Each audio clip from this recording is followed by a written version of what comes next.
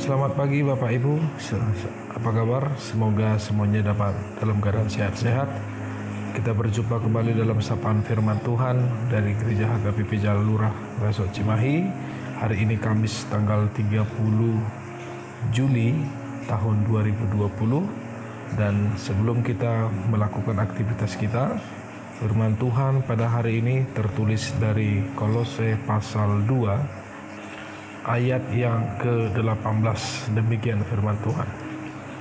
Janganlah kamu biarkan kemenanganmu digagalkan oleh orang yang pura-pura merendahkan diri dan beribadah kepada malaikat, serta berkajang pada penglihatan-penglihatan dan tanpa alasan membesar-besarkan diri oleh pikirannya yang duniawi. Demikian firman Tuhan. Saudara-saudara, Bapak Ibu, orang Kristen di Kolose mengalami suatu goncangan iman yang berbahaya dalam perjalanan hidup mereka.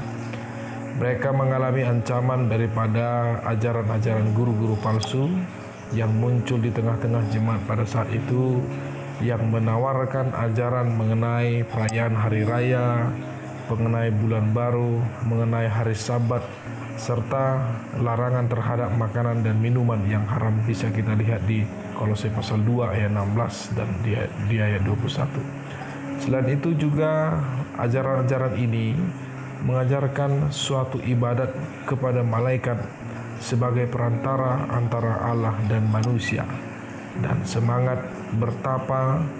Mereka juga mengajarkan filsafat tentang pengetahuan gaib dan mengatakan bahwa kedudukan Kristus dan perannya mereka sangkal, dan inilah yang menggelisahkan di tengah-tengah perjalanan iman daripada orang Kristen di kota Kolose pada saat itu, sehingga banyak dari antara mereka termasuk Epafras meminta nasihat dari Paulus di dalam menanggapi persoalan tentang ajaran-ajaran nabi-nabi palsu, guru-guru palsu yang terjadi pada saat itu.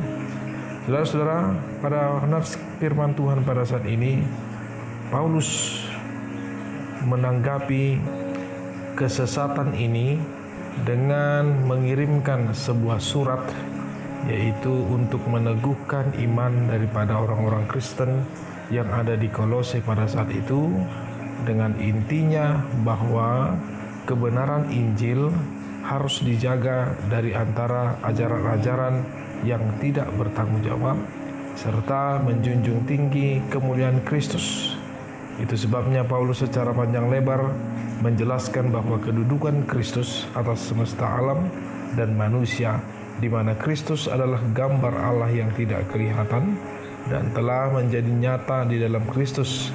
Dan inilah yang menjadi teologi tentang Kristus dan perannya, sehingga maksud umum daripada surat ini pun seperti surat Efesus ialah agar Paulus membimbing orang Kristen yang ada di Kolose pada sebuah pengertian yang kokoh dan dalam sebuah hikmat, yaitu supaya mereka menerima hikmat dan pengertian yang benar untuk mengetahui kehendak Allah dengan sempurna.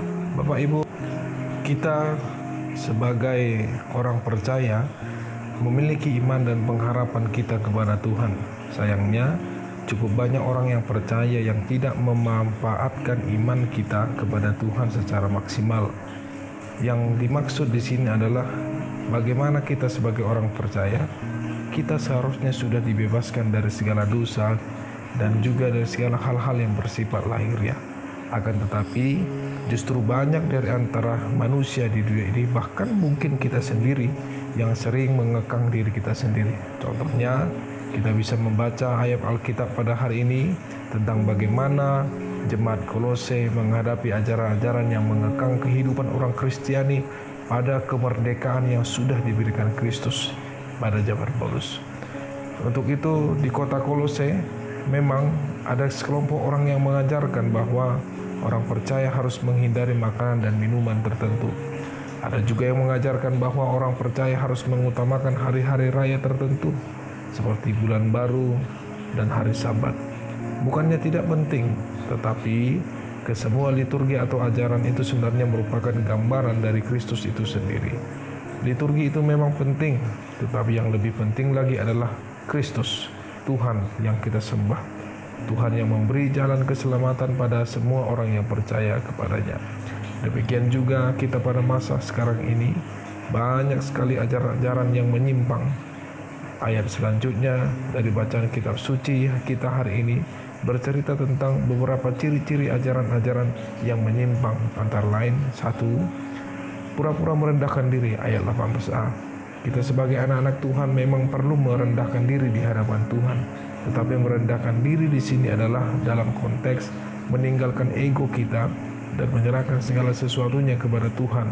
Yang salah adalah merendahkan diri dalam konteks ekstrim, yaitu dengan menyiksa diri, misalnya juga dengan melakukan puasa yang berlebihan untuk mencapai tingkat spiritual yang tertentu. Kedua, beribadah kepada malaikat, ayat 18a. Sudah jelas bahwa kita harus beribadah hanya kepada Allah yang Maha Kuasa, yang menciptakan dunia ini beserta isinya. Akan tetapi beberapa ajaran yang menyimpang mengajarkan kita untuk memuja malaikat yang notabene adalah ciptaan Allah. Kita tidak boleh menyembah ciptaan Allah karena Allah sendiri yang harus disembah. Ada ajaran tertentu yang menyembah dan mengagungkan manusia-manusia tertentu sebagai nabi atau orang-orang suci. Kita harus tetap ingat bahwa kita seharusnya menyembah Allah dan bukan menyembah yang lain, termasuk patung-patung, berhala, dan bahkan malaikat atau orang yang diciptakan Allah. Ketiga, berkajang pada penglihatan. Memang kadang-kadang Tuhan berbicara melalui penglihatan-penglihatan, tetapi seharusnya kita tidak hanya berfokus kepada penglihatan-penglihatan. Kita harus lebih berpegang pada firman Tuhan, bukan kepada penglihatan-penglihatan itu sendiri. Yang keempat, membesar-besarkan diri oleh pikiran yang duniawi. Kita seharusnya mencari hal-hal yang ada di atas atau yang bersifat rohani. Akan tetapi, ajaran-ajaran tertentu mengajarkan bahwa kita harus lebih fokus kepada hal-hal duniawi. Segala hal-hal yang bersifat duniawi adalah sementara hal-hal rohani justru bersifat kekal. Dengan demikian, bukankah kita seharusnya lebih melihat secara rohani? Ajaran yang benar adalah ajaran yang berfokus kepada Yesus sebagai kepala dan kita sebagai tubuh. Kita sebagai jemaat harus berada dalam satu tubuh dengan Yesus sebagai kepala agar kita dapat bertumbuh. Jangan kita seperti anak kecil yang diombang-ambingkan oleh angin pengajaran yang menyesatkan, Efesus 4:14, melainkan haruslah kita menjadi kuat dan dewasa agar kita bisa membedakan mana yang benar dan mana yang menyimpang. Saudara-saudaraku yang dikasihi dalam Tuhan Yesus, untuk itu mari kita lebih berhikmat lagi melihat situasi yang ada di dunia ini. Jangan mau dibuat dalam peraturan-peraturan yang hanya dibuat manusia, tetapi lihatlah dan percayalah kita sudah dimerdekakan oleh Kristus. Tetapi ketika kita sudah dimerdekakan Kristus, jangan lagi kita menjadi hamba-hamba manusia, hamba-hamba iblis, hamba-hamba peraturan yang dibuat seolah-olah itu dari Kristus. Tetapi bagaimana kita dalam kemerdekaan kita ini menjadi berkat, menjadi sukacita bagi Tuhan di dalam setiap perbuatan kita yang betul-betul menandakan bahwa kita adalah murid Kristus. Amin. Bapa dalam surga, terima kasih, puji dan hormat atas firman Tuhan yang telah kami dengarkan. Terima kasih Tuhan, Engkau menyapa kami pada pagi hari ini. Terima kasih ya Allah, Engkau memberikan kesehatan, panjang umur, Engkau menjauhkan kami dari mara bahaya, beserta dengan keluarga kami dan seluruh jemaat Tuhan. Biarlah aktivitas kami hari ini, Tuhan, Engkau berkati kami, jauhkan kami dari segala bahaya dan penyakit, terlebih dalam masa-masa pandemi COVID-19 sampai saat ini yang belum berakhir. Semuanya kami serahkan kepada Tuhan. Ajarkan kami Tuhan untuk melakukan yang terbaik guna pekerjaan Tuhan dan juga menjadi berkat bagi orang lain. Terima kasih, kami serahkan hidup kami dan pekerjaan kami hari ini dalam nama anak-Mu Yesus Kristus.